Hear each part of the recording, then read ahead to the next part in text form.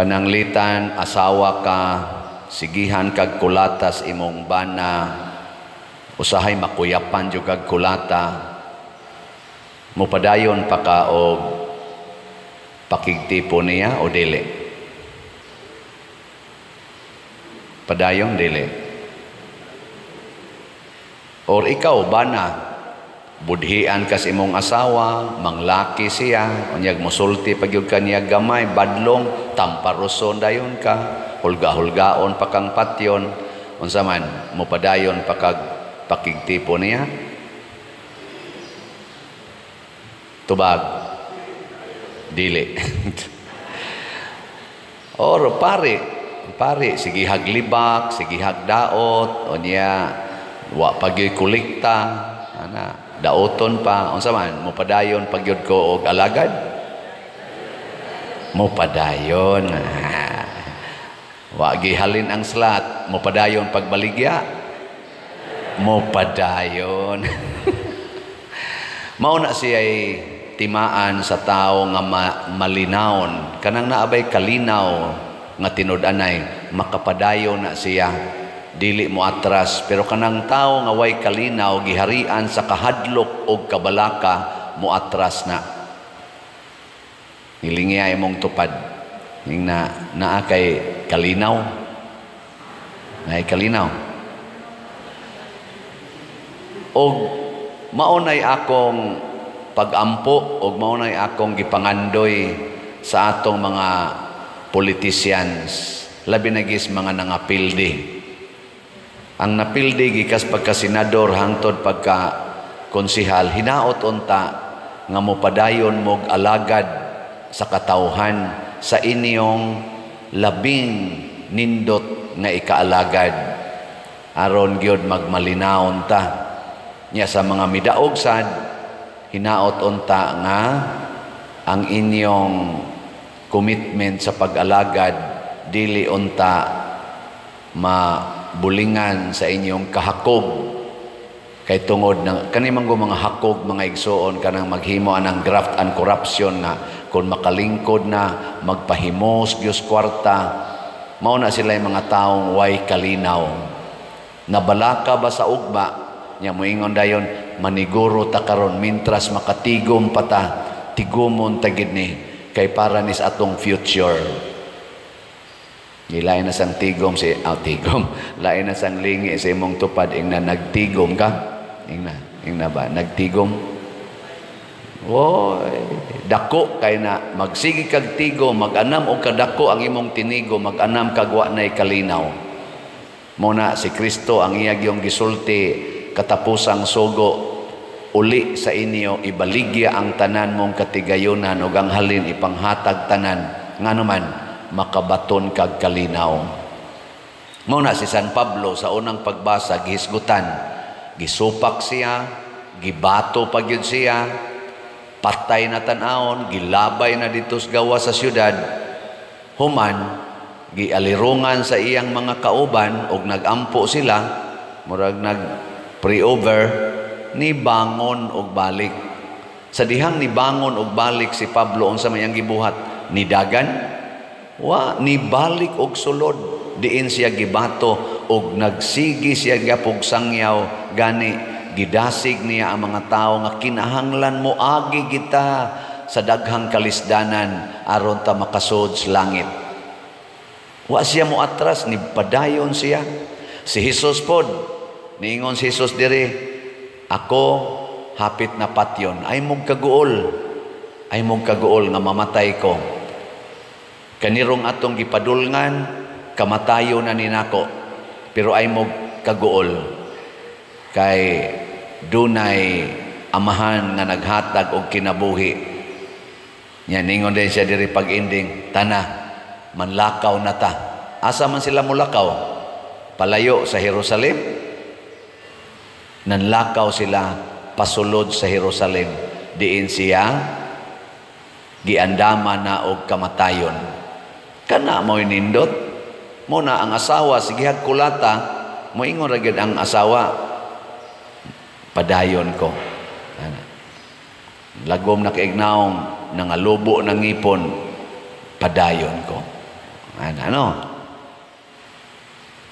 Sige. Okay mo na. Matod pa sa atong tubag sa Salmo, unsa tay atong tubag? Ang imong mga higala nagtug-an sa himaya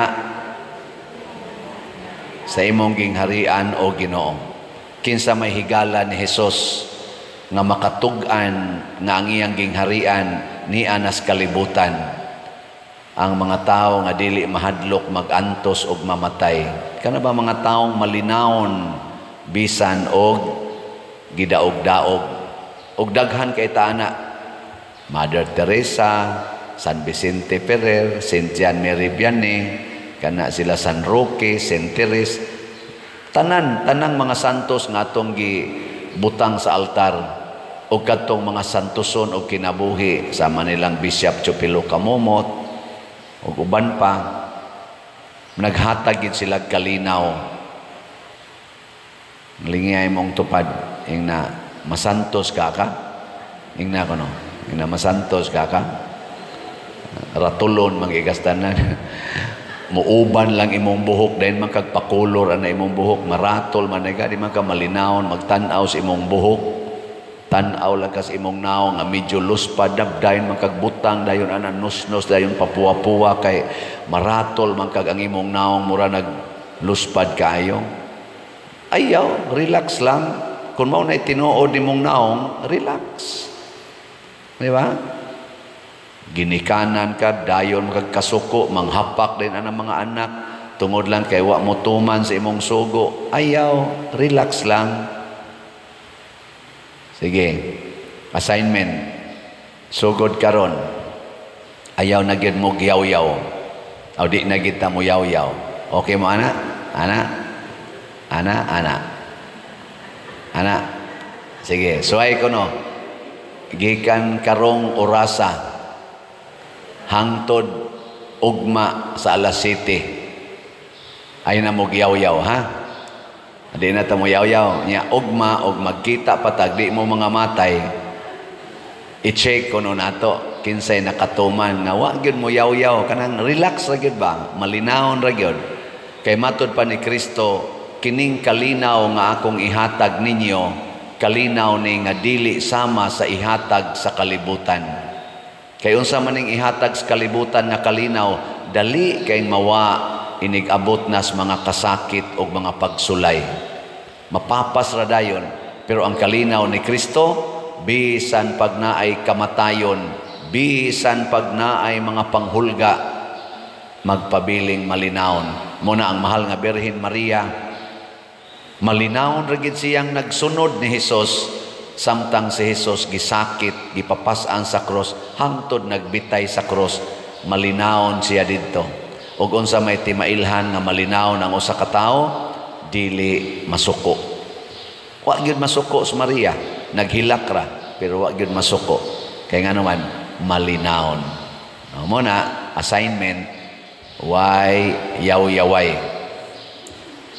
24 hours lang. Nya human i-evaluate ko no. Inig human nimo og himo ana, i-evaluate ko no unsay imong gibati. Nya kun medyo gani nindot, padayon na.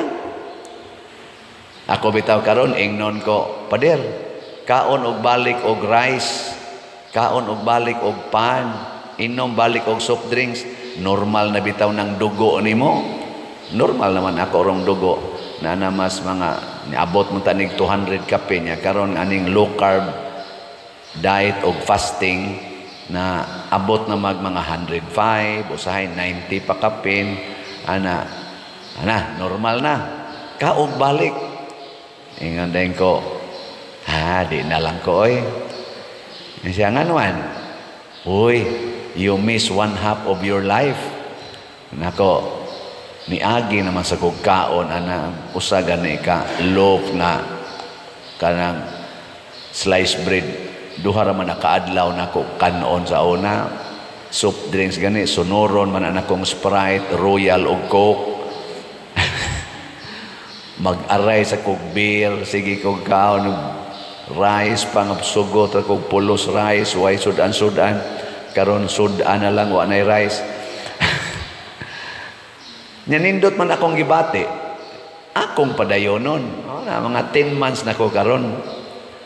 O pa may magkita ng Doktora Grace Rojo Tan.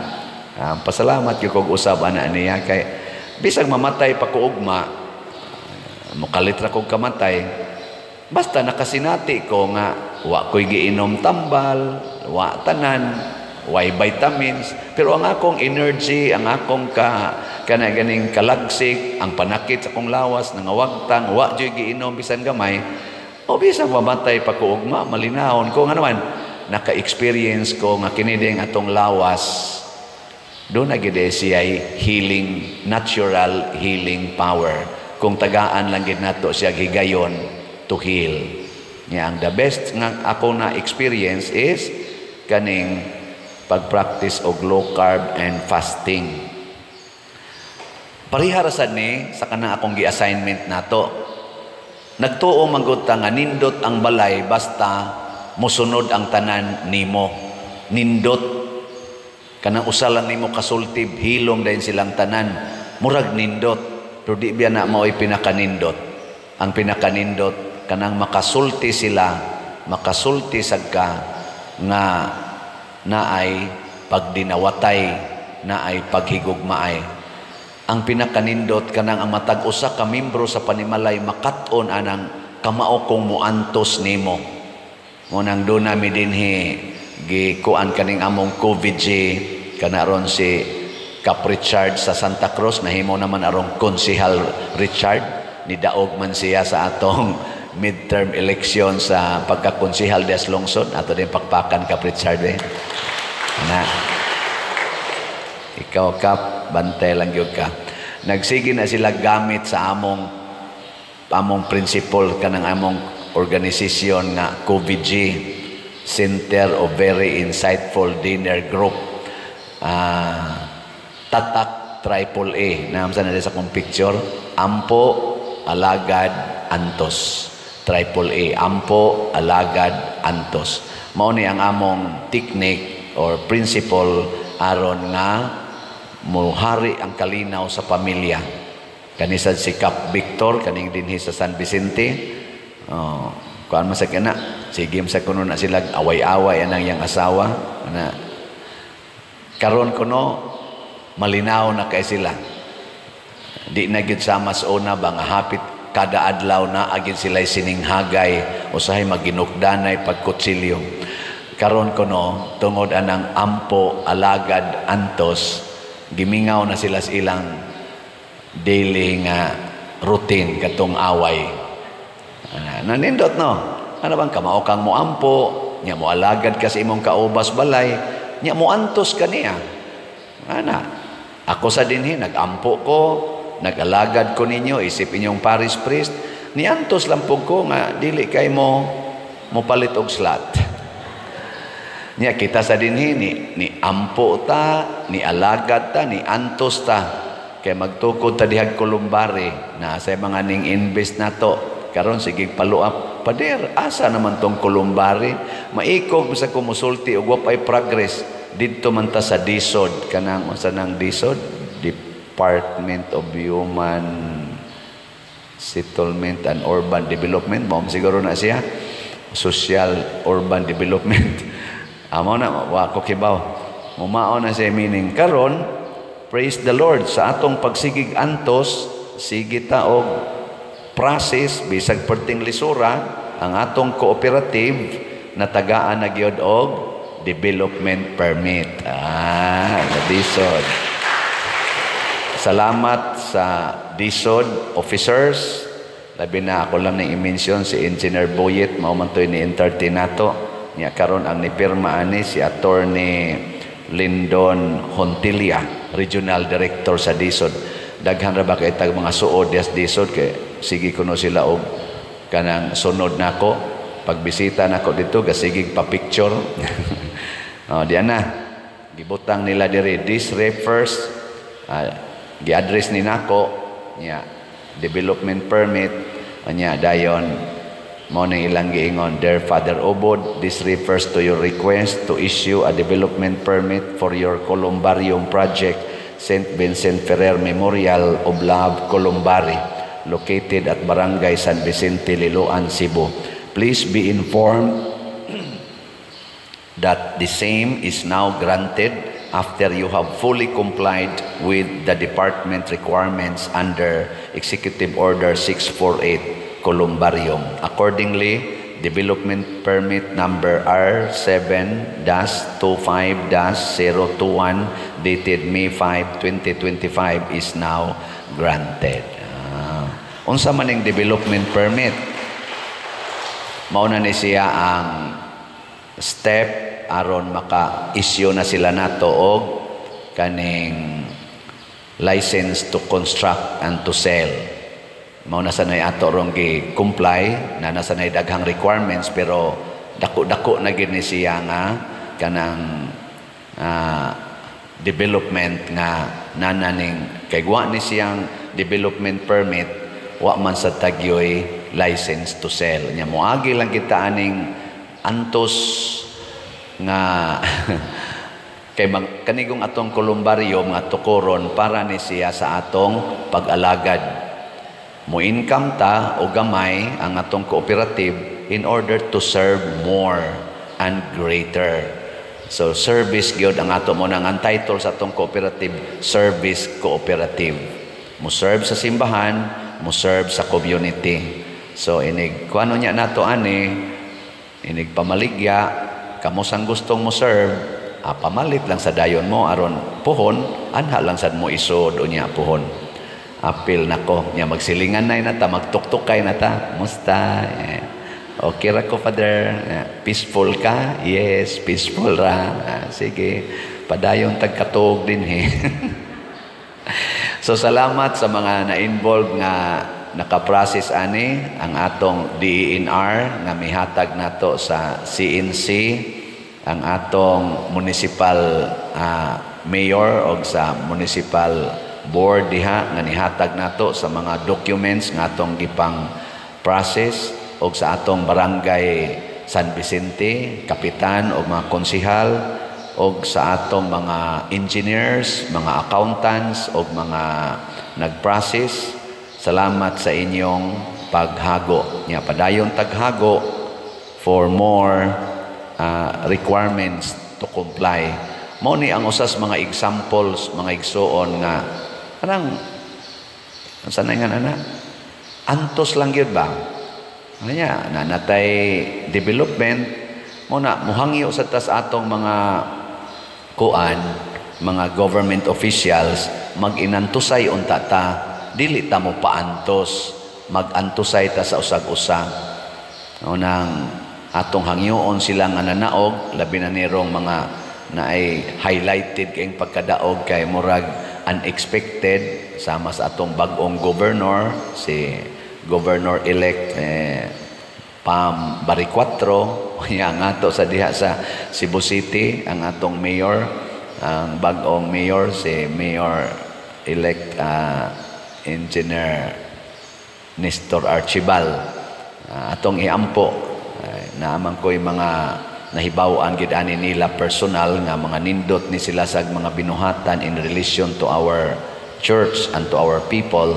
Iampo nato nga di unta sila malipat, kamaon ta silang muantos o mo channel sa kalinaw alang sa nangihanglan